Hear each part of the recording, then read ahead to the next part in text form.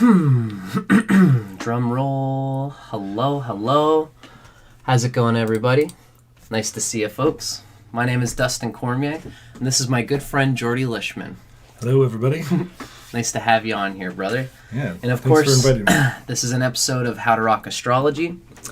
I've been hanging out at the Woodlawn House in Ajax for quite a few years now, which is owned by my friend Geordie Lishman here.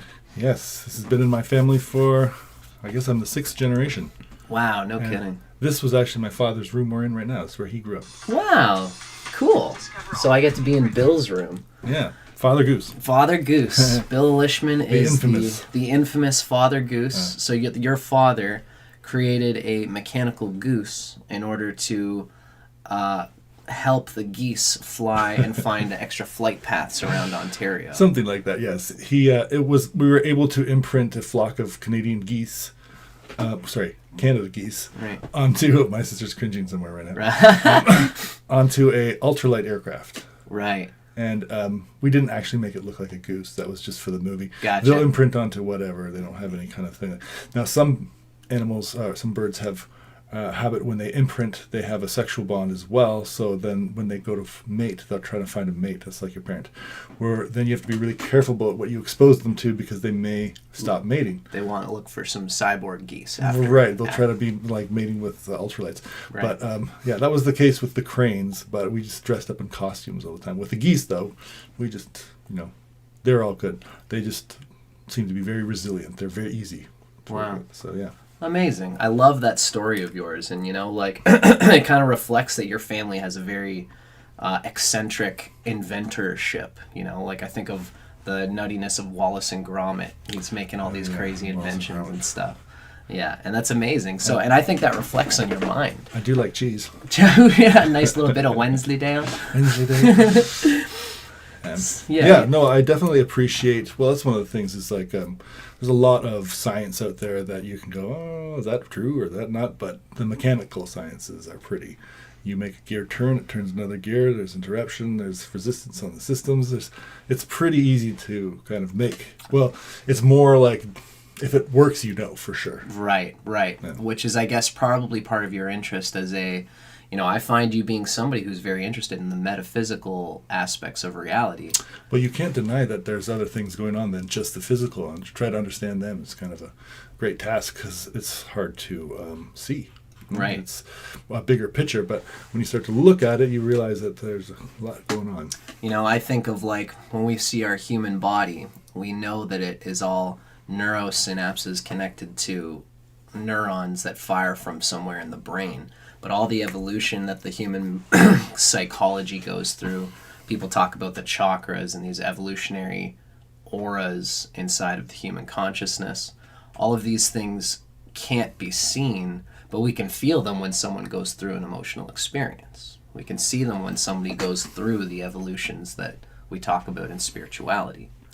Yeah, there's definitely the wiring in the body, which is still very mysterious on a lot of levels. And then, of course, there's the programming, which I would kind of relate to the psyche. And that's a very deep and powerful thing that we're still come to understand in a deeper way. I mean, I think these ancient cultures had a better grasp of it than we do presently. Certainly. Because it's, some of the sciences are, like I said, very cut and dry, and then others are very interpretable, such as exactly what's going on in psychology, exactly what's going on in the biology. These two things are very, very deep and complicated, and there's still a lot of unknown realms, whereas other sciences aren't like that, but these ones are. Right. Well, George, one of the reasons I wanted to hang out with you today is because there's many days where you and I and other people, we're all hanging out, and we have very deep conversations. Like, I've always been like, when I first got into smoking weed, I loved the far out stoner conversations. I love being that guy. There's definitely something about marijuana that allows you to think abstractly in interesting ways. It's always fun to have a conversation if you can remember it. Yeah. Sometimes it seems way more legitimate than it is when you try to write it down and then you read it later and you're like, wow, what was I? Amazing revelation. What was it? Peanut butter tastes good on toast. I knew it. It's true. It's so true. It's truer than true. It's in your experience. Yeah. Yeah, it's funny because cannabis can be kind of like that. You know, it's jazz. It brings out a jazz consciousness. Yeah, definitely. Yeah, the thing is that all the drugs do something amazing to you, but they'll do something different too. And I found marijuana is the one that really emphasizes on focus. So you can really focus in detailedly, but then it will scatter your focus when you don't have it. Right. And then, I know a lot of people too that when they smoke a lot, they develop a stutter. There's like That's a stutter. Yeah, it's like there's hesitation. It's like almost over focus. But yeah. Yeah, I have seen that. But most times when we have these conversations, we go to some great places. Now, I wrote down a conversation topic that I think I figured would be fun for us to discuss. So I'll say it now and I'll name it now, and we'll see how this discussion moves towards this. The main discussion idea I had for this podcast was human, prison, or chariot. Right. I find that there's a lot of people, especially, I've always been into transcendental consciousness and spirituality and all these things. And I find that there's a bit of a movement of people who often talk about the human body as a prison, as something which has somehow captured the divine inner light essence that we are. I think it might have something to do with the fact that there's the idea of nirvana and moksha and the liberation from this human body experience. But I think it's important for us to ground the idea that this vessel is the chariot for that nirvana and moksha expression. A lot of people, though, have this idea that it's something that we're not supposed to be in, something that we're imprisoned in, and something that is deleterious to our higher capacities.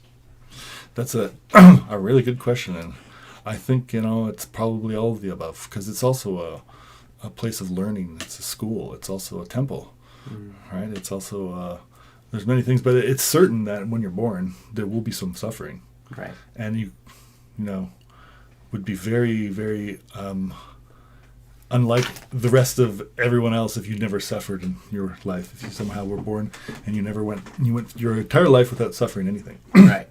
Would seem very unlikely. And that's not just humans. That's all beings have to go through the chasm of material sensation. It's a good question. Pain. It's a good question. And yeah, I think that's reality, is that there's a struggle and there's suffering in life. And this is part of the whole, purpose of, I think, this place that we're in here. You can see it as a prison because there is that suffering, but there's also immense elation, and there's immense beauty, and there's immense joy, and there's immense bliss. So you don't usually get those things in prison. So it's not entirely a prison. Right. I like to say that it is a temple, except for the weekends when it's an amusement park. No kidding. Well, it's going to be a balance of both. Right, yeah. And that's what I think, is the striving for. And, as far as the suffering goes, of my understanding of what I've learned in life is that if you try to avoid suffering, you will get more of it. And if you head into suffering, you'll get less of it. That's they mention that in the Bhagavad Gita, that they talk about something called sattva and sattva and tamas. Sattva is the ideal, and tamas is like being dragged by life. And what they say is that sattva is poison going in and nectar coming out, or difficulty going in and nectar coming out. Tamas is nectar going in and difficulty coming out. Right? If we get attached to the nectar, then all we're ever going to find is an abyss. Yeah, and what discerns that? Which is it? There's obviously circumstances in life where you feel you've been placed in a place where you have responsibilities that you may not be able to rise to, and you get dragged by them, and that's not uncommon. I feel like that sometimes, but I also feel like I have advantages, and so when you start really pushing and running, and thinking instead of, oh my God, why is this happening to me? And then start saying, oh, this is interesting. I wonder what this is happening for me, why this is happening for me, and how I'm going to benefit from this. Because everything can be turned into this kind of play of whether it's just like a if you're in a dance or in a fight, if somebody throws their energy at you, you have the opportunity to absorb it, or you can return it to them. And flow with it. Yeah. It reminds me of, even this conversation of everything happening for a reason. The suffering that we experience is part of the flow of the evolving consciousness.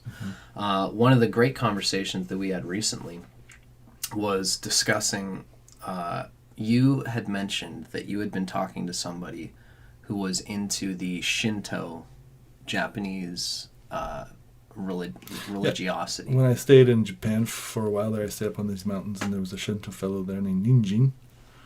And we had some interesting conversations.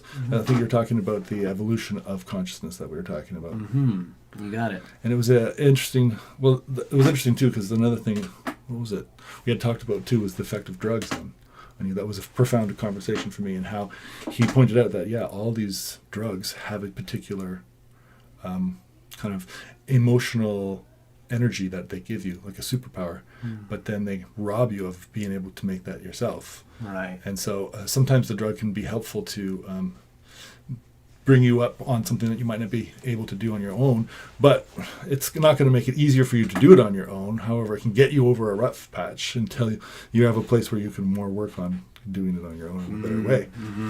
It's like you, it's like you've never seen, if you're looking for red birds and you've never seen the color red before, if you can have an internal experience that shows you the color red. Somebody can show you the color red and say, it's this color bird. This is the one. And then now you can go, now I can start looking for it myself. Yeah. It's like the two pillars that we talked about before too, where there's these two pillars going up into the sky, and there's stairs on one of them, and there's an elevator on the other. And people tend to think, well, let's jump in the elevator.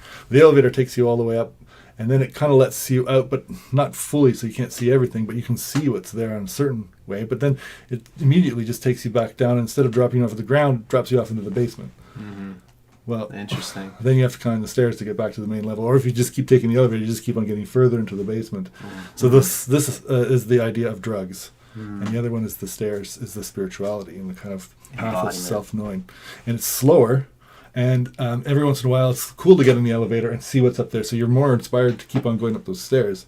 Right. But because you've seen what's up there and you have a desire to do it. Yeah, you get that motivation. But you can't rely on just taking the elevator, because it just keeps dropping you further into the basement. Cool. But that was interesting, because that came up in this conversation as well, and that was something that was a profound one I thought. And also this idea of how old were you? When I went to Japan. I guess that would have been, the big trip would have been 2000. 2000. So 23 years ago. Oh, boy. Time's flying. Jeez, yeah. I'm old. So what was I saying? Oh, yeah.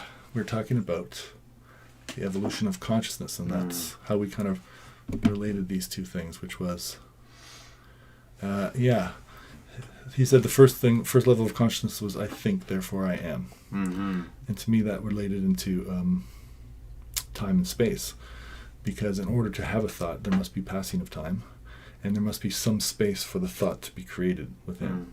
So this is like the etheric space and time fact. Yeah, and so in order for space and time to exist, and I don't quite understand the physics of it all, because they say when the Big Bang occurred, space and time released from there. There was no space and time before, and then space and time was created at the Big Bang. But there's nothing. They say there's nothing to relate whether there was space and time.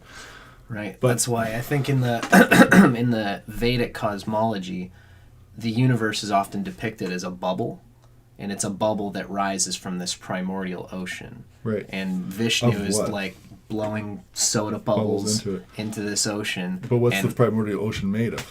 Well, that's another good question. I don't know if it would be considered the space and time that's ether. what is before the Big Bang, and I figured there was space and time, and then because I guess through what's his name again, Stephen Hawking wrote that Brief History of Time, and he'd studied the very large and the very small, and what he said is in the very small there are folds in the quantum level that were going to places all over we don't know, they're just like wormholes, and he thinks that everything came out of one of those and was project into reality, and they're always depicted as these little like spiraled kind of dimensions that are in very small quantum physics. But it reminds me always that a lot of the creation stories said that the universe came out of a snail shell, and that the creator poured it out. Like, wow, very interesting. Could be one of those funky little quarks or whatever. I don't know if that was the word that Stephen Hawking was using, but well, quarks are a particle that's in an atom, but I think he was referring more to the folds within this quantum field that are still being understood, I think.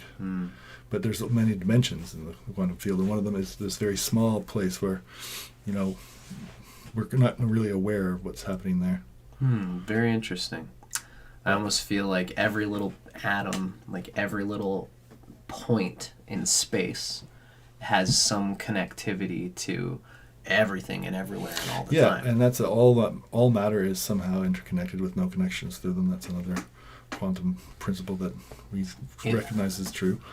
And Indra's net kind of resonates with that. Indra's web. Indra's web. Yeah, the reflections upon reflections upon reflections. But yeah, so the idea of this consciousness evolution was that the first consciousness was I think, therefore I am. Right. And then the next step was I am separate from the rest of the universe, and that's when I think the Big Bang kind of happened, and all the possible separations from all the different possible combination of separations that occurred. So every single particle that could ever exist was forged at that moment and spread out from that point beyond. That's what they're saying. Yeah. Now, there might be more than one Big Bang happening. Well, that's why part of me, in the tarot, we often describe how the Fool is like the zero card. And that's kind of that primordial ocean before the individual Big Bang bubbles. Then the number 1 card would be the Magus, which is the I am. I think, therefore I am, which is the magician that starts the Big Bang. And then card number 2 is the duality, which is I am separate from the universe. Interesting. Right? Numerology will tend to reflect a lot of the from what, based on what I've seen, based on you and I talking, this numerology of 1 is I am, 2 is I am separate from the universe, and then 3 would be the universe has form. Yes. So after we've created all the material in the universe and it's spreading out and the laws of the universe have been set, these particles, they have those 2 layers of consciousness for sure. They're like, I exist, I think, therefore I am, and I am separate from the rest of the universe, so I'm not just the massive ocean of potential, but I am a individual within, a place. And that kind of, like I said, led to all the separation that created matter. But then, the next level is that matter recognizing that the place has a form and other forms within it, right? And then so it's like one rock rolling against the ground is an individuated form rolling against. And I see these things as kind of like a frequency thing. It's like a certain amount of these things become the center of that conscious depiction that we're talking about. So I think, therefore I am is basically the most complicated of empty spaces, and then I am separate from the rest of the universe is all the matter of the world being created, and there's separations, and like an object like this, it has a boundary, and this is the boundaries are very important kind of things in the world. So this object has a boundary. I'll say this object right here has this boundary of this black thing, right? But within it there are many little pieces, Cells. And each one of them has a boundary as well. So each one of those is an individual, as well as the whole thing is its own individual with its own boundary. And these boundary layers are actually very interesting because, when you look at a cell, it used to be thought that the intelligence of the cell was in the nucleus, and if they remove the nucleus, that it would have no brain, because that's kind of how we are. We have a brain in the middle. But it's not like that. Those things in the middle are actually for reproducing and for carrying on. The cell still seems to act completely normal without any of that nucleus material, because it's the boundaries that are actually creating this differential which create the life within the cells. And that's kind of what the next kind of layer is, that if the universe has a form. So, on a very small level, a rock bouncing against another rock is somehow aware of the other rock, but it's not necessarily aware of what that Sentient. form is, but Mhm. there's some kind of level of it because it's bounced off in a particular trajectory. But that's all caused by the laws of the physics within the universe that's been created. But It's like the laws of nature at that point. when you get to something like a cell, it certainly understands that there's things that it needs, and it knows that when it's in danger to go into a cyst-like state to protect itself if it dries out, if it's near water, what it can do. There's all these kinds of parameters which it understands the world to be within, right? So that's which could just be like a program at some level. yes, Not so much an understanding, so much as, why does the dog go and drink water? It doesn't think, oh, I need water. It just kind of happens. It's not an understanding so much as. well, I think it does think I need water, and it goes over and drinks water. But I mean, like, is it? I guess this is the next kind of level of this consciousness. Like a rock certainly has I think therefore I am and I am separate from the universe. Whether it has, I understand what the form of the universe is. I think maybe it depends on the complexity of the rock and how it reflects with the universe. I mean, crystals and very complex things do grow depending on the environment they're in and around things that they're subjected to. So, but the next level, of course, is I recognize the form of the universe. It would be I am able to choose how I interact with the form, right? Right. And like even trees have certain levels of choices that they're making, I'm imagining, because they're trying to recognize what's going on in the environment and whether they're going to be a bumper crop of apples this year because they're worried that they might not have another year, or whatever causes them to make those decisions. But there's a lot of the choices they have too that aren't a choice. They're just simply interacting with the environment. Like roots always grow down, leaves always grow up according to gravity. We always grow towards the sun, face the leaves. In the wintertime we disappear into the ground and lose our leaves. All these kinds of things are probably not so much choices as they are just being reactive to the form of the universe. Reactions, right? Which is where the step we're on right now is that I can react to the form of the universe. Yeah, so trees are definitely aware of themselves, and they're definitely aware that they're separate from the universe, and they're definitely aware that the universe is a form. And then there's probably some levels that they're making choices. Choices of what to But do. obviously animals are the next major frequency that carry this idea of that they're making choices, because all the animals choose if they're going to burrow here, they're going to make a nest here, are they going to migrate now, are they going to mate with this mate or not mate?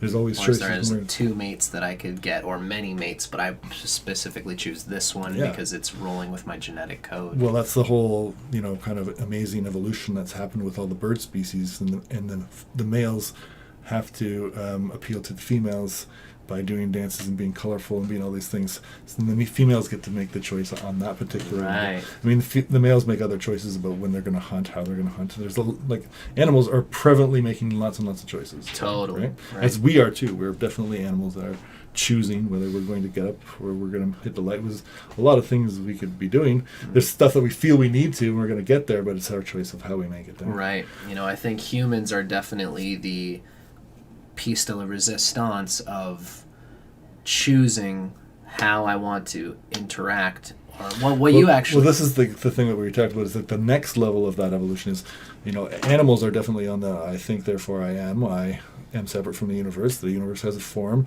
and I can choose how I interact with the form. That's their kind of gambit. Whereas plants are more of just reacting to the form, though they do have choices. The next major frequency of that is I'm able to choose, and then we are the next major frequencies, which is I am able to. I am understanding and realize that I am making choices. Right. Well, therefore, I can make all their choices. Right. I'm aware that I'm choosing how to interact with the form. I'm aware that I'm choosing how I interact with the form. So then, now as humans, since we're aware of that, we're choosing how we interact with the form, we can start to choose anything. And this has led to, these aren't our skins, but they are now. Right? Because we choose to take some other materials and turn them into skin. Right. For us, right? And there's not many other animals that do that. Yeah. There are some insects that do that. You're right. There are some other things that do that. Right. But, we also decided that, this tree sap that we could possibly eat no longer is going to just be edible. We're going to turn it into some kind of rubber, and we're going to wrap it around another piece of metal, and we're going to drive down a road, and it becomes a form of transportation. Right. We make many, realizing all these different things that nature has learned, we can see from them and mimic them in a different way. In another way, we can choose to apply it in all these other ways, right? And what's interesting to me is that in the Vedic cosmology, which is always my shtick, they talk about how we are sitting with these three lower dimensions inside of us. For example, the word for plant is for minerals is dhatu. We have a mineral consciousness that is part of our bodies. We have the mula consciousness, which is plants, which is sort of I see plants as being a collective consciousness. It's like when all the plants are inside of a greenhouse, they are all limbs of one body of nature, and they're all interacting with each other in order to do what's best for the earth. Well, they're all certainly connected through light. Light is like one of the major components to their language, because they all interact and emit and absorb light on a lot of levels. And I think this is like the very basis, that there's a lot more photonic connection to biology than when previous science would have come to understand, and that's really difficult for us to understand because it's a tiny little part, so we have to have super good microscopes to see if this would be the case, as well as it's it seems obvious that we have discovered all this amazing technology like Wi-Fi and radio and all this kind of stuff, and how come nature's never tuned into it? But I think they're far more tuned into it than we ever would have imagined. That every single cell has got like Wi-Fi to the next cell, and there's a whole light kind of internet that's happening there. So, but plants for sure are communicating through that, because their whole kind of biology and their whole metabolisms are set through the movement of light. Right. You can really learn that when you start to run a greenhouse, and you can see how the amount of light you give them decides whether they're going to be in fruiting or they're going to be in vegetation state, and all these different kinds of things. Like, it makes me think of I mentioned the other day, I'd heard this, that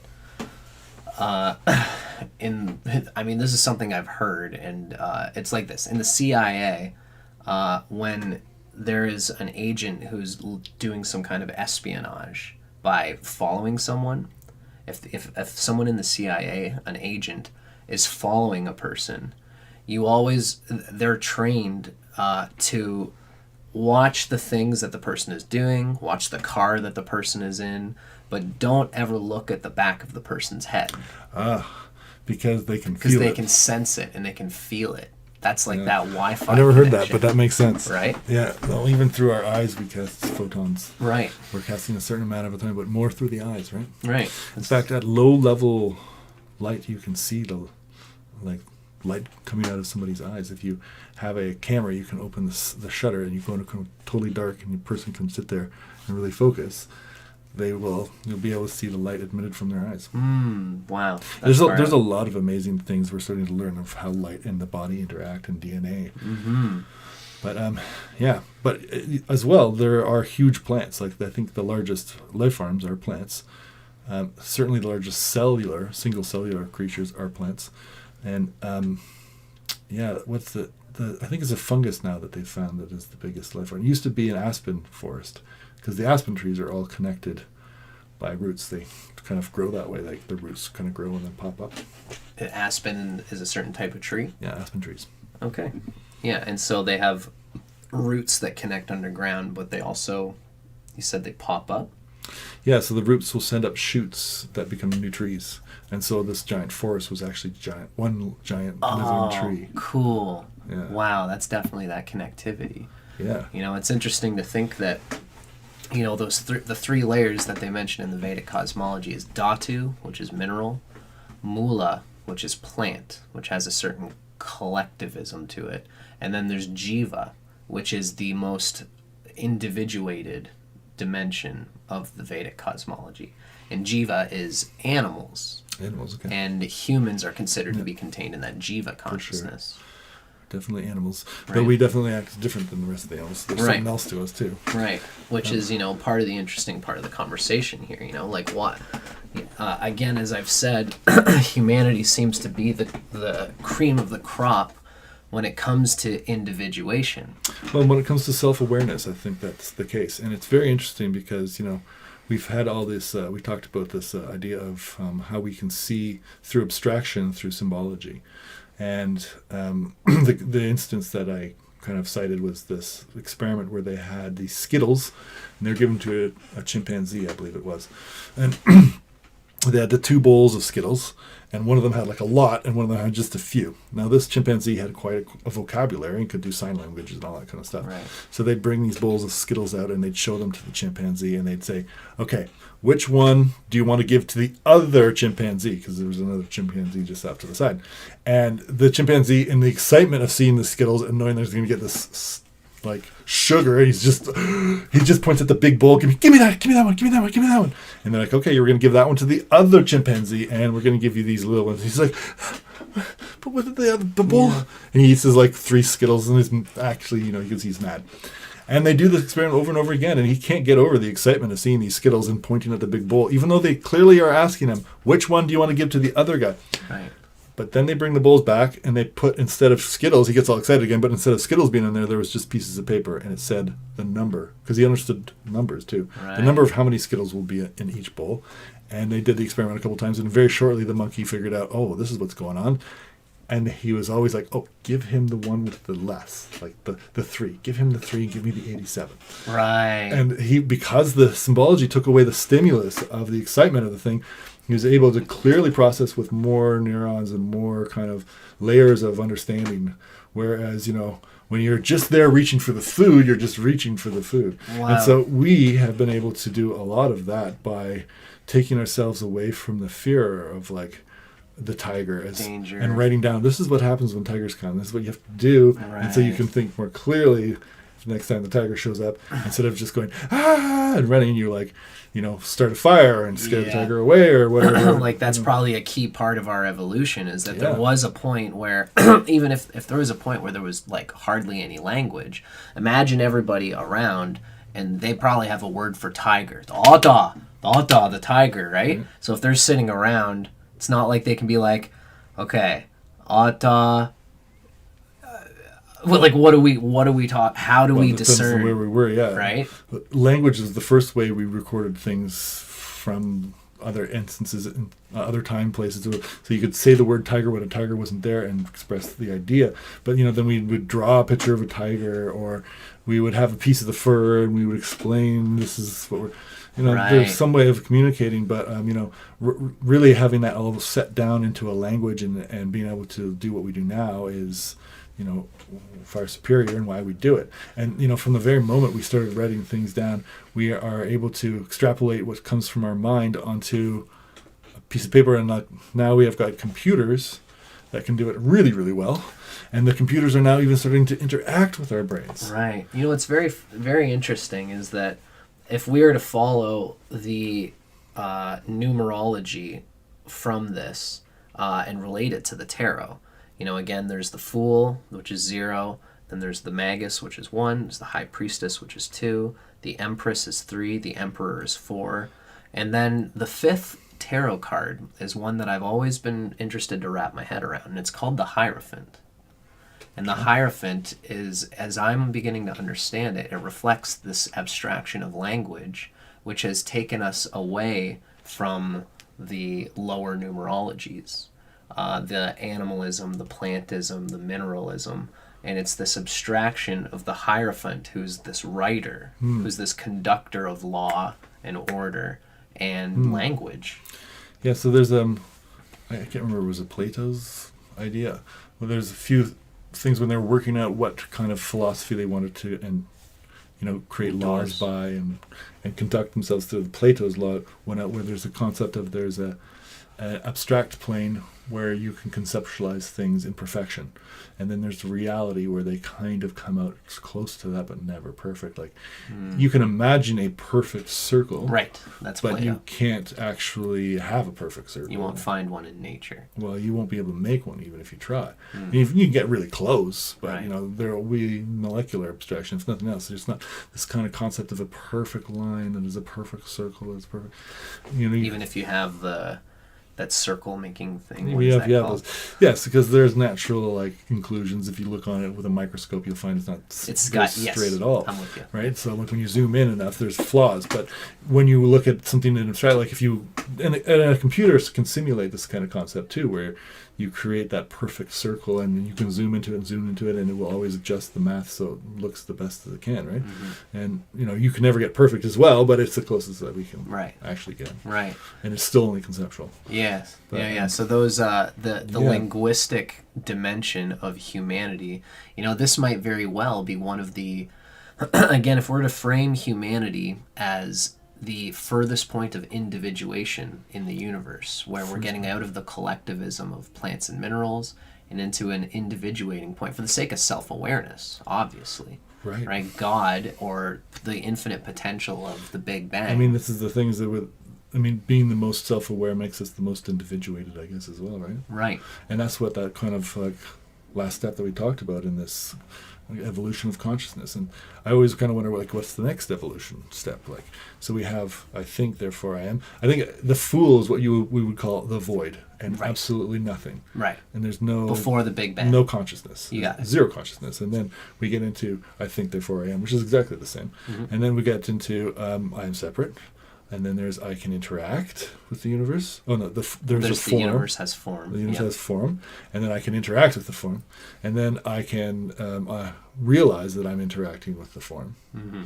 And I think then I was like, what is the next one? And my kind of settlement, or what I settled on, what I settled on was in my own brain, is that I am not separate from everything, because as I act, I wouldn't be who I am without you, because we have a friendship, and that's influenced me, right? Like, there's no thing in this world that I come in contact with which doesn't influence me in some way and change my mind. Really psychedelic is this is something I've been studying the tarot deeply. After the 5 card is the 6 card, which is called the Lovers. It's humanity coming together.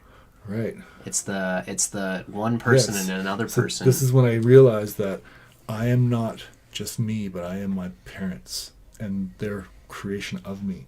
And I'm my brothers and sisters who have also contributed to me. And that really I need to start looking at not just myself as what I'm, protecting and governing and all that, but I need to look at us as humanity, and what we are connected to is the land, because we eat and breathe and live on it, and so we're all connected to that. We're all like it's not just man, it's everything that we are.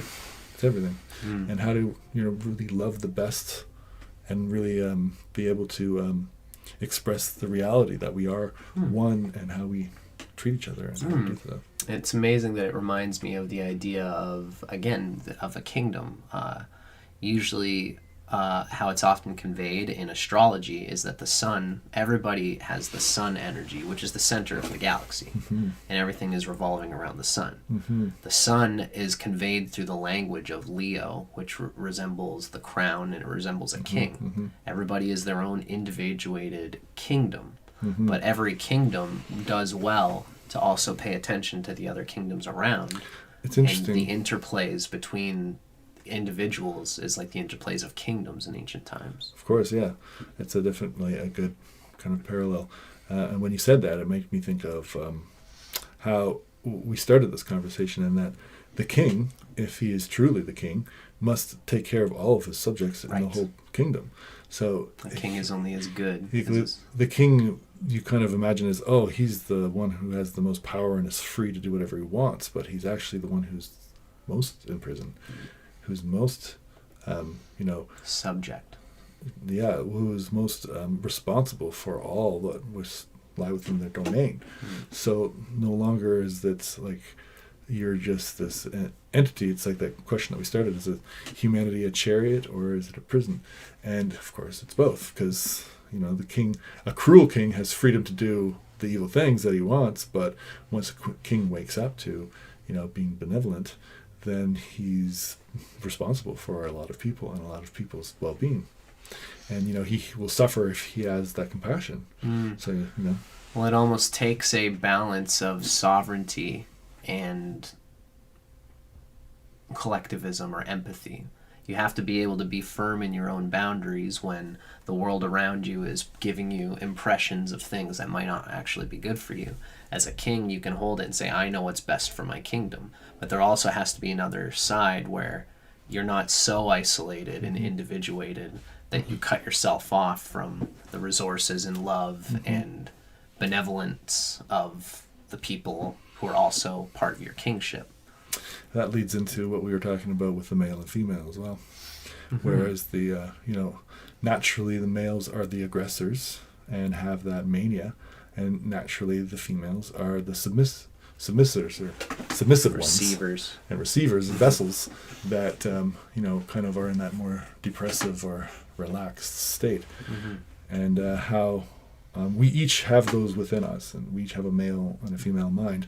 But, on certain instances, when you're looking for dangers coming from the outside, you're using your male mind. And then when you're looking for dangers that are manifesting inside, you're looking for the female mind. So this is the outside is protective fatherness, and the inside is nurturing motherness. Nurturing bonding, motherness. the glue that holds the internal dimension together.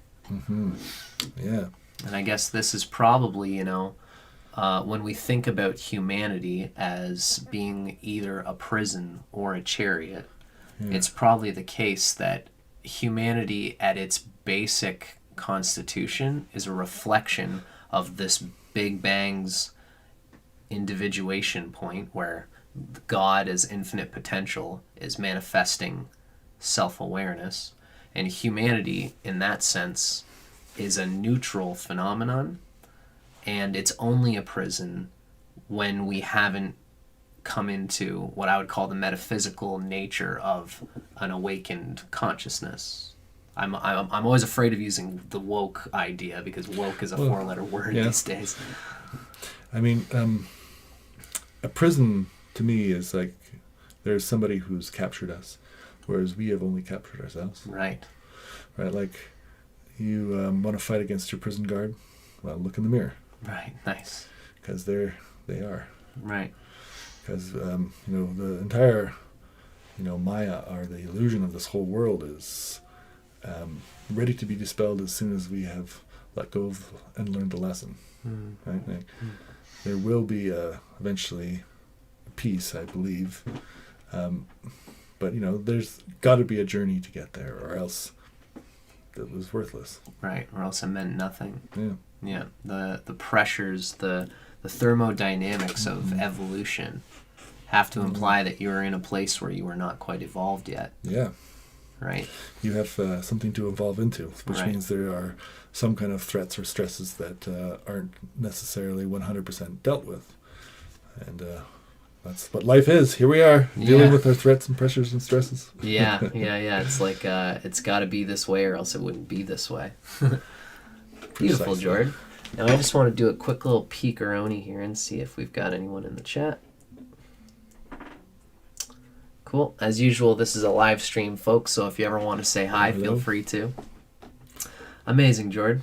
I love the take that you have on consciousness and it beginning from pure awareness and coming into the individuation that it is here. And that's the matter of the world. This is this idea of consciousness being the material that we're talking about when we're talking about the very simplest thing. And a lot of people have the concept that, material gets to a certain point until it becomes consciousness. Until it becomes conscious. Like matter has to evolve from nothing to complicated organisms until they're like us, where we're very conscious of things. But each one on that level is just a different kind of resonance of what consciousness is. Right? We talked about when you wake up in a hotel room and you didn't recognize it. We go through that evolution. Like you come from that place where the dreams were, that is like the void. There are dreams within the void, but then there's just the void where you don't remember most of the night. Like your dreams, you can see REM is only happening for like 3 minutes at a time, and then it could be a year in your head, but the rest of the time you're in a complete void. Right. There's nothing. The deepest sleep. And then the first thing you do is you go, I think, therefore I am. And you're like, I'm awake. And that's basically the only thought. And then you go, I'm me. Right. And then I'm in my bedroom. And then you turn around and you touch the wall and you're like, oh my God, No. This isn't my bedroom. No, wait. I was at the. I went to a hotel, and I'm in a hotel room, and that's where I am. Right. Because when you're coming back online, you go through those steps of consciousness. I think, therefore, I am. I am separate from the rest of the universe. The universe has a form. Well, it's not the form I recognize. Yeah, but you do go through that deep Yeah. point where you're flashing into the abyss of the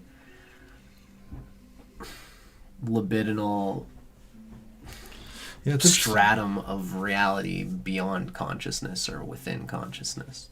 Yeah. It is a very peaceful place, that unconscious place, when you're asleep. Well, it's funny that a lot of people, when they practice meditation, they talk about getting into these states of awareness where you are, again, reaching back into, out of the form and into the formless center. And a lot of people, I think, convey that that's a place of great, not only peace, but also regeneration. Like, you can almost be in that state of sleep. Yeah. I think the idea that the yogis have is being in that place of progenitive, like that wellspring of I amness while you're awake. You train yourself to always be back in that state of pure connectivity. Mm-hmm. The Native Americans would say to have these hollow bones, where you're you're here and you're present and you're acting, but through you runs the spirit, and through you are hollow, like you're empty inside, but you're active still. Hollow bones, I get that. The spirit is kind of moving you in some ways. Beautiful. That's amazing. It's a nice vision. There's so much that we could go through here. Yeah, we didn't really talk about any astrology, but that's okay. I'm often when I hang out with you, George, often I just know it's gonna go where it's gonna go, and it's gonna go to these, even a lot of the things that we've talked about. I think it's clarifying cosmologically speaking. People thinking of the I am and the consciousness. You and I were talking about the other day that the Vedic cosmology conveys two different routes of selfhood, we could call it. There's what's called the Devayana, which is the light body. It's the aspects of ourselves that are reflected in Jyotish. Vedic astrology in Sanskrit is called Jyotish. Okay. If you've ever heard the word Jyoti, it's light. Okay. So Jyotish is the science of light. So there's the Devayana, which reflects the astrological blueprint that we're born at. And then there's also the Pitrayana. And the Pitrayana represents the Pitris, which is the paternal ancestral lineage. My daddy and my daddy's daddy and my daddy's daddy's daddy. And all of that is a different dimension of reincarnation. I could almost say that makes sense. Like, I as Dustin Cormier, it's very possible that I am a biological reincarnation of somebody that has existed on planet Earth. But, we've even talked about how Buddhists will often... There's talk the story about where they're going to be reincarnated. And they know when they're going to be reincarnated. There's the story of... Right, the Tibetans. And then there's the story of the child who woke up and was just babbling to Mom and Dad, I was over here, I lived in this place on this island, and I died in a plane crash. And the kid was like 5 years old. Yeah, and then they went and found the plane that he's talking about and found the family, and it was all lined up. So I know. And there's another level of that, too, that we talked about, where this lady we studied with, the German medicine, was somehow looked like her great-grandmother and was carrying a program that her great-grandmother had. Because her great-grandmother had somebody, or her husband, accused her of infidelity that resulted in a child, but she never had this infidelity, but her husband held it over to her whole life.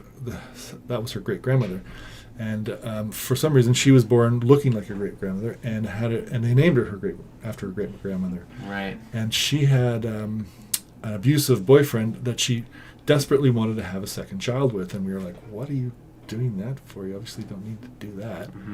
And she was insistent that this was important to her, and she didn't know why until she found out the story that her grandmother had this running program of trying to find some way to prove that both the children came from the same father, because that's what she was trying to do. She wanted to have 2 kids with this abusive man. Right, because he had a color that came out through the child, and so she wanted the other child to be the same color to prove that both of them were the same father. No kidding. Yeah. Which is a strange desire to have, but Right. But once she realized that that's what it came from, then she just said, okay, no, I don't need to do that. Yeah, and it was like a very specific program that reincarnated in her. Now, when somebody like the child, their entire soul seems to be just regenerated into another body. Right. Whereas this woman who had her own soul and had programs left over from her grandmother's soul, and then so this is the biology of the soul. Right. Like, right. how do you actually start to determine these things? And of course, there's no way that we can see a soul, or there's no like magical soul glasses that you can be like, oh, okay, well, this is parts here. Right. But I imagine that our soul has organs such as our body. Right. Different. And the soul is an interesting conversation piece, because, even people talk about the soul and the spirit. I'm starting to move through the idea that it's possible that the soul could be a dimension of the Pitriana. It's hard to say, but I guess what I was going to move towards is this idea that I, as Dustin Cormier, I could have some parent generations back who deeply reflects the biological soul continuum. Who looks like you. Who looks like me. And probably has similar things going on. But I think it's possible that, it's almost like I've got this computer, and this computer is a biological fact.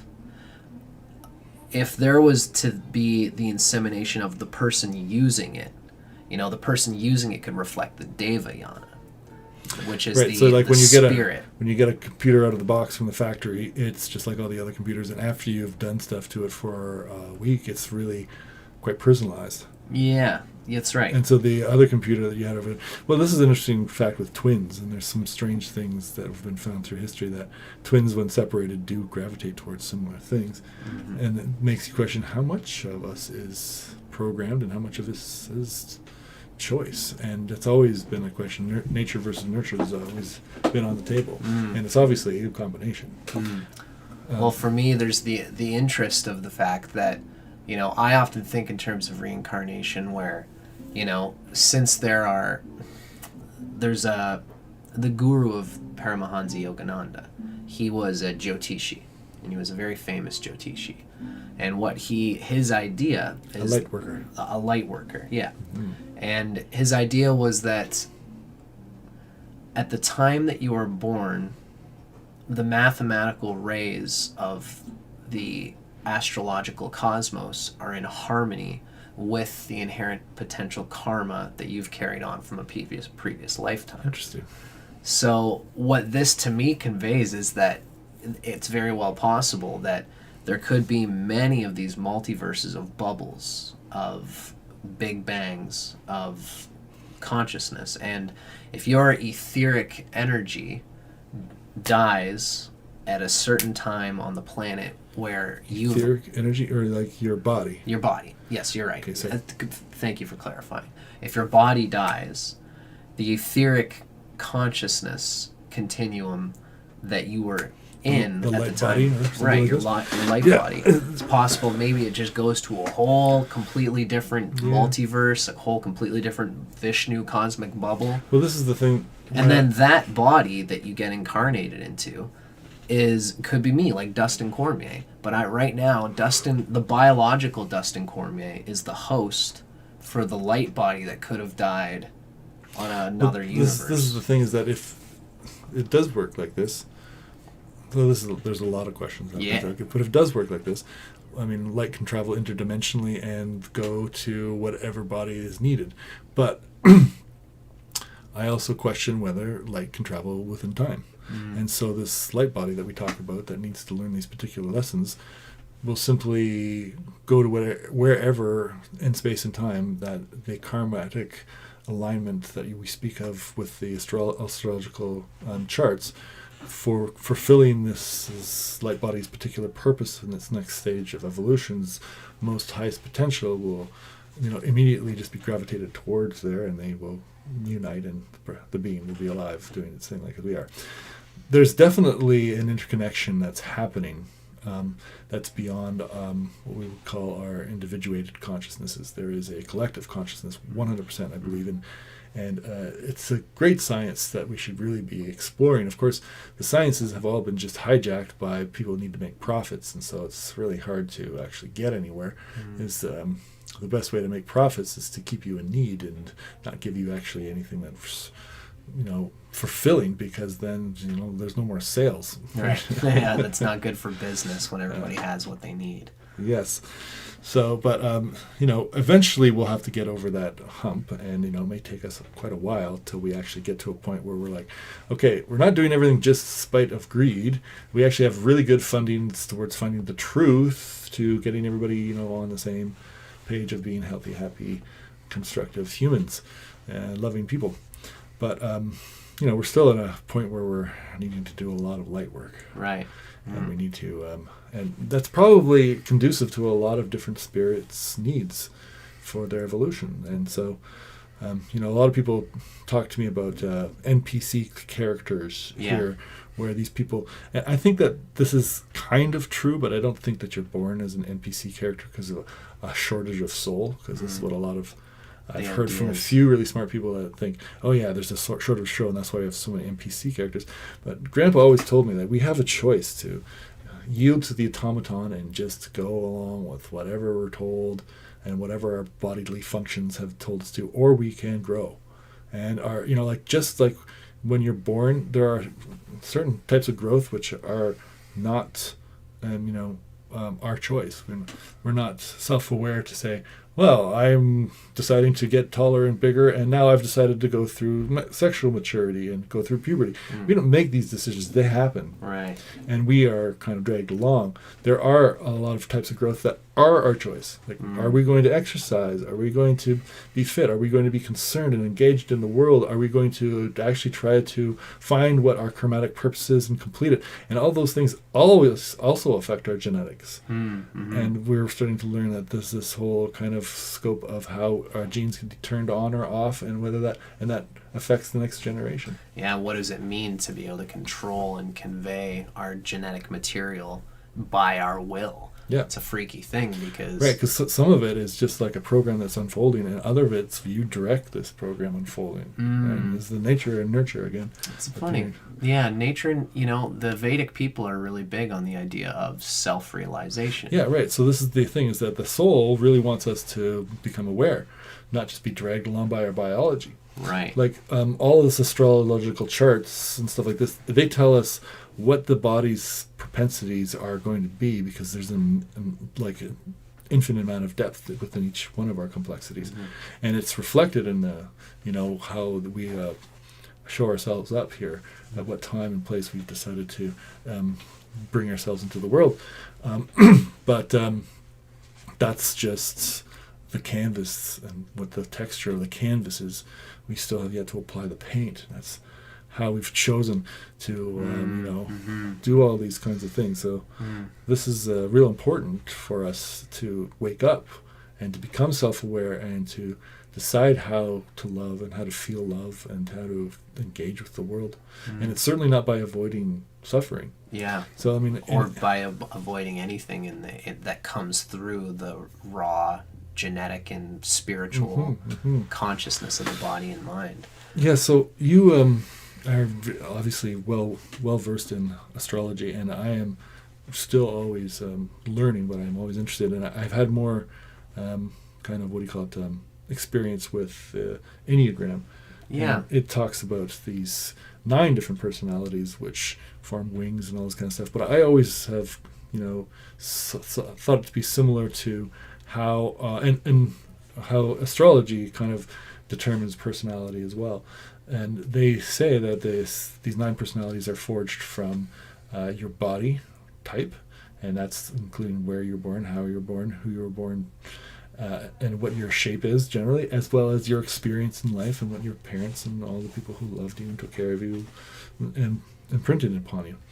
So those are the 2 kind of factors that determine what ultimate mechanism you've used to gain energy from life, because they have basically, this one personality gains the energy from making rules and sticking to them. The other personality gains their help by finding somebody they can help and helping them. Right. There's all these different things that we do in life to survive. And that's what they're covering. And that's kind of what astrology, I think, is also a part of. And it's part of how we go about, I think it's like, they're focused on survival, as in how we get our attention, and astrology is kind of more about how we are to evolve during this life.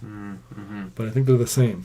Yeah, I think that they're both two different. I think that they are reflecting the embodiment of your awareness.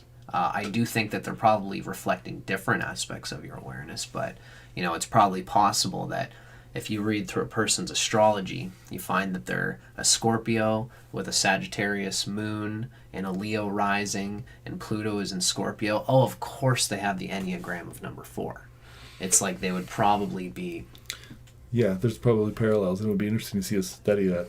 I always thought those things would be interesting to study on those individualities, because, of course, a lot of people poo-poo astrology because they're like, how do the stars affect you? They're so far away and all this kind of stuff. But obviously they are. And it would be more obvious if we actually took it seriously and did some really good scientific research on how these things kind of play out. But again, this is not something you can bottle and sell to somebody for a whole bunch of money. So Right. not likely to see much science put towards it at all. Yeah. I mean, unless people recognize and start to see the observation of patterns. What we should do is start Kickstarter science for people who know that this is something we should be researching, or something like that, right? Like, I've often talked about the idea of putting, we have people who watch for patents and decide whether this is a military applicable patent and whether it should be seized by the military power. Right. But there should be a humanitarian version, which is like, this is amazing science that shouldn't be oppressed. And so even if this scientist doesn't, or this inventor that created this thing or this theory doesn't want to investigate it or, take it to market, that, some, humanitarian agenda or person wants to help the world with and not just make a buck off of it. Well, it should be, like a government-sponsored humanitarian thing. So there's great, inventions that would be, stop suffering for a lot of people that get oppressed because you don't make any money off of it. Right. We were talking about that with the pharmaceutical industry. Yeah. If everybody was actually healthy and well, and they'd be out of business. And that's why they have the revolving door policy and a lot of things like that. Yeah. I think there's quite a few things which are kept from us so that can continue. We know, there was one there I saw the other day, which was these nose filters. And so these are, this guy invented these little stickers that went on the inside of your nostril, right in here. And they had hairs on them, kind of like your nose. Right. Normally does if you don't shave it out. Right. Yeah. Pluck them out, but as they breathe in, it catches all the stuff, and then as you breathe out, it gets rid of all this debris. Yeah. And so, instead of having a full face mask, you put these on, and you're actually way better off and just breathing through your nose. Cool. Anyways, he was going to sell it he was on the Shark Den, and he was trying to sell it to them, and they're like, wow. At first they were laughing. I'm like, what the heck is with these guys? But he sold a ton to companies in the desert in Dubai, I believe. Brilliant. And he sold millions of them to them and manufactured them. And he wanted to bring the manufacturing here and start doing this. And he was looking for investments from the sharks. And they were like, oh my God, we didn't realize you were so deep into this and it was such a real thing. And they're all like, and then somebody said, well, why don't you take this to Johnson & Johnson or somebody who does this kind of manufacturing? He said he did. They wanted to buy it right away from him. And he said, okay, under the circumstances that he was going to produce it. Because he wants to make sure it's done right. So and he wants everybody to be able to get it. Right. But they said they were never going to produce it because this thing would prevent you from a lot of different hay fever and colds and all the different things that go into your nose that cause you to be congestion. Why sell these little stickers that can stop all that when you can sell cough medicine for way more money? Benadryl is a better business than stopping the pollen from coming in the first place. Yeah. And it's the way that it is. But right now in Canada, we have lots of problems with them taking all of our natural products off the shelves because they're not FDA approved. Right. Because no one wants to FDA approve. They go through the millions of dollars it takes to FDA approve some kind of extract of spinach or something like that. Right, something natural that they can't patent and have a full, monopoly over. Right. And I think probably this dimension of things, like when we talk about the chariot that humanity can be for the spirit, I think that humanity always will be a base plate potential chariot for the evolution of soul, for the experience of God, because we are like God's fingers experiencing reality. But there will be these material levels of like a pyramid hierarchy of energetic constrainment or monetary constrainment through something like planet Earth, where humans get the capacity to have money and nations, and they store all their grain in a silo. Certain that this planet is a prison for many. Right. And it can be the other for you if you should so wake up and decide to choose. But we're all, even the birds are chained by the sky. Right? We all have our limitations.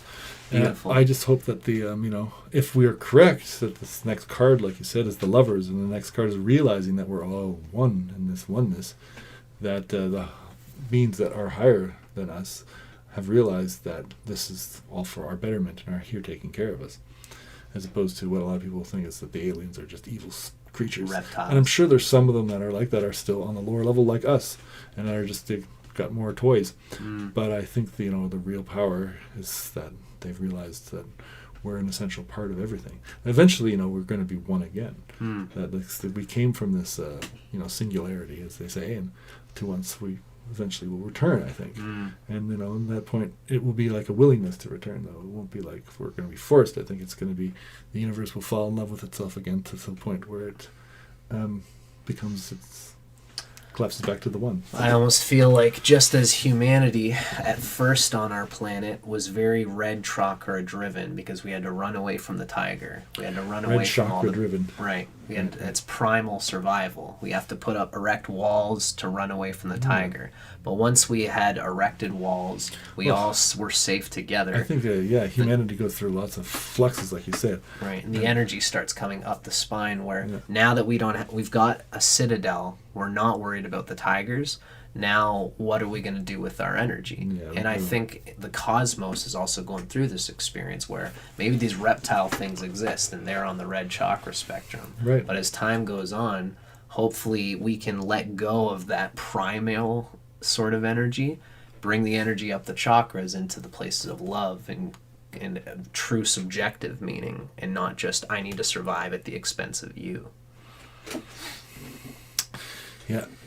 And that's like the chariot is always coming through. It's just we have to expect that there will be times. I wonder if things will change by like leaps and bounds if this actually were to happen, because obviously, even if you're a vegan, you still have to kill a lot of things to survive. And more and more we understand is more and more that these things are conscious and loving living creatures just like us. But today I'm going to eat a bunch of them. I mean, I suppose if you eat just the fruit off the tree, is it killing? Well, you're killing lots of seeds and potential fruits, and the flesh of the fruit is alive, which you're going to digest. And so, yes, there's living cells that are going to die in apples. Right, that is a part of the human drama in a way. But everything that's alive is drama. Right, it's the play of God, the Leela. We are. A lot of people suspect that obviously the greatest force on the planet is the plant people. They're the biggest by far. And vegans? No, I know you meant plants. That'll be interesting. I don't think that there's that many vegans out there. Yeah. But, the vegetation, we're all basically just made to spread seeds. So evolutionists would say that, basically a huge part of our deciding to be necessary is to help propagate and bring fertilizers to plants. Right. Yeah, we are essentially the plant. We're limbs of the plants. Right. Just like funguses are like the fruiting body of the mycelium. like plants eventually evolved us just so they could do their job. Right. Right. We could do their job for them. Yeah. And we've made certain species very successful by deciding they're delicious and we're going to crop them, like wheat and corn and rice and things like this. They would never be as evolved and as proliferating. Yeah, prolific is same with cows. Like cows have done very well as far as like being prolific on the earth because they've suited our delicious, tasty needs. Right. No kidding. It's ironic. Well, it is, but like trees do the same thing. And trees will basically supply nutrients and moisture for grass that grows underneath them, so that they can consume the nutrients later. Trees harvest grass like we harvest cattle. And this goes to show that there's a guy, Suzuki, I think is his last name. He's a Japanese guy. David Suzuki, and he's always expressing an essentially ecological consciousness that he's always grounding us back into, no matter how important the affairs of humanity and the celebrityism of Hollywood seems to be for us at the time. My dad had a funny run-in with him because he was on the plane, sat beside him. Oh, no way. And my dad obviously is an ecologist person as well. He's trying to save migratory birds. That was his whole kind of thing. And David really shot him down because he said, oh yeah, Bill Lishman, people usually fuck everything up more if they try to fix it. And so my dad's like, well, you're a cynic, aren't you? Because like, what are you going to do? Just sit there and make videos about how things are going to shit? Because that's kind of what he does. Right. Wow, that's wild. So I love David Suzuki. I've always watched him as a kid. But it was sad to hear that he was basically very pessimistic about our future. And I think that, maybe it's a hard edge. I think that life is far more resilient than we kind of give it credit for. A lot of people say, all this carbon burning that we've been doing, fossil fuels, has been terrible for ecology. And some people say, wow, you know what? We're actually creating a lot of CO2 that plants consume, and we're greening the earth far faster than we ever could. So, things go back and forth. Like I said, there's some sciences which are so complicated it's hard to know. And these giant systems, when we're talking planetary systems, it's hard to know exactly what's going to happen. So, I still have a lot of faith that life has got more tricks up its sleeve than we ever possibly could think. I feel like it too. And I feel like just as the human body has fought against primal nature, or at least struggled with primal nature in order to get in harmony with it, in order that some level of intelligence can come through, which is the other pole of that survival nature. Not necessarily that it's better, but it's just the other side of it. Both of them are necessary. I mean, this is the interesting thing, is that our brains take up so much energy, right? Right. I think 5% of our body takes up 25% or more of our energy. And that's because thinking about things is a good survival tactic. Right. Because being conscious of what's going on in the world and knowing the actual what's happening in reality, being aligned with reality is really beneficial to keeping alive in it, because that's what we got to do. If and that's why dinosaurs, they say, had like small brains and huge bodies, so they were really going through it. Ducking around. They weren't doing, their strategy was brute force, which was great, but you still have to put a lot of energy into your body and eat a lot of things to get that brute force. Doesn't seem to have worked for them.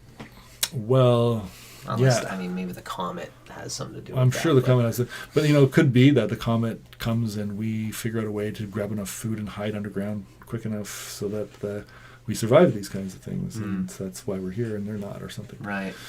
But, I think it's interesting, too, because right now we're at a really interesting junction we've talked about with AI, and how AI is able to figure out the coding of the neurons to interact with them, so they can have like a little bit of neurons that are grown into a tissue plate sample, and then put wires there, and the AI is able to talk to them, and they're able to program them so that they're fully playing a video game on them or something like this. Right. They hold the data and they are able to conceive. Now we have a limitation because we're born through a vagina with a skull, and our brains can be so big, but we're now starting to, like I said before, we have extended our minds into books and being able to put, all of our thoughts in speech in this text, which is amazing.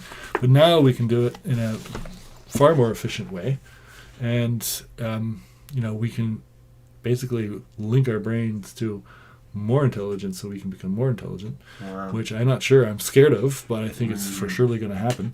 The other crazy one is that, maybe they can grow a vat of brains. Like Right. the And use them like computers or supercomputers. yeah, I mean, this is the thing, is that the computers we have now are pretty cool, but for them to have a conversation with us, like for enough processing power to be able to sort out the human language and be mistakenly human, takes like a few really large rooms full of processors and memory and all that kind of stuff. Whereas we are able to do it in this little bucket dome that we got on top of our shoulders here. It's amazing to think of like it there's almost a matrix throw out there where I'm thinking of like imagine if humanity gets to the point where we recognize that the organic brain matter is the best way to compute data. So what they do is they start growing a bunch of brains in a vat. And in order for that brain in a vat to exist as a brain, it has to go through at least the mimetic process of a human life internally. So they put it in a dream state where it's just a floating head having a dream of being a human. Well, it would have to be one dreaming and then the other receiving the information from the dream. Because if it was itself dreaming, I don't think it would do the job. But it would have, because we have the senses, right? All of our bodies, like there's so many senses that we have, all the different touch and smell and taste and sounds and all the feelings inside of us, all the little angioreceptors and the things, and you have a bad tummy. Like we have way more than 6 senses or 5 senses. Right. Like, we have way more than 6, 7, 8, 9, 10, but they just kind of count all those as feeling. Right. So there's sight, sound, taste, Smell, and then touch. Touch. But there's also your sense of balance. There's a sense of time. There's a sense of space. All of your organs. There's a sense of pleasure. It's not just from the surface touching. It's from like inside. Electricity in the air. Like there's probably just a shit ton of these senses. Right. But all those senses would need to be because this is the other thing is that. I studied the GNM, which basically says that all of our brain have these different parts, and all those parts are specified for thinking. So all the parts in the brain are specified for thinking about certain things in relationship to an organ set that organ set is about. So like this part of our brain here, the lower the pons of the brainstem, we call them, is all set for digestion. And every little kind of center in that brain, that part of the mind, has a processor. They're ready to figure out how to do that section of digestion. And if you think about, like the mouth processor alone is a fairly big thing. Think about trying to write a program that is able for just having the senses that are on the inside and the outside of our tongue, inside of our mouth and outside of our tongue, to be able to put something in there like a fruit and have the tongue remove the seed and spit it out and chew up the flesh and juice and swallow it. Like that's a lot of movement, a lot of texture, understanding. And a lot of reason for that. Like it would almost take millions of years for a microbe to develop into a human in order to have that. And how many like neurons it takes to be able to do that amount of processing. Now you got to do that. And we're kind of like, that's another section that's connected to our higher self because we have control over it. As soon as it's swallowed, there's a peristalsis, which is completely involuntary. We don't have any say over what happens there. Once it's down. Unless you really like yogically focus on being able to access those programs, and you can get at all the programming, I believe, but it takes deep focus and meditation to actually be able to do that. And you can see some yogics are able to reverse peristalsis and bring water up into their body. If they're sitting on a bathtub, they can soak the water, give themselves an enema essentially by reversing peristalsis. So it can be, all these kind of things they say can be done. Right. Even I've heard of yogis slowing or speeding up their heart rate just by consciously thinking in that way. Yeah. Love it, Jordan. I love that. I'm really glad that we got to get into the stuff that gets into this idea of ways that we can be the chariot and tune into ourselves as opposed to feeling like we're in a prison. Yeah. I think this has been great. I just want to check and see if we've got any extra chats. My friend Teresa is always hanging out with me. Hi, Teresa. Nice to see you, Teresa. Hello, Marcella Ramonet. Nice to see you. Cool. Marcella Reminent. And it looks like Teresa's been having a good time watching with us, too. Well, nice. Very good.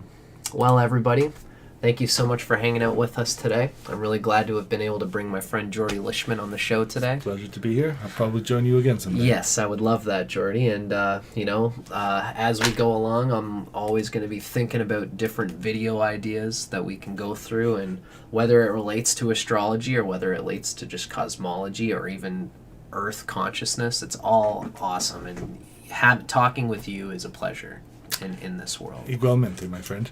And, yeah, I'm really glad that you're here and being part of Woodlawn. Yes. If you guys are ever in Canada, stop in. Stop in and say hello to us, and we'll hang out. You can crank the Sphinx. I love it. Thanks for watching, folks. We'll see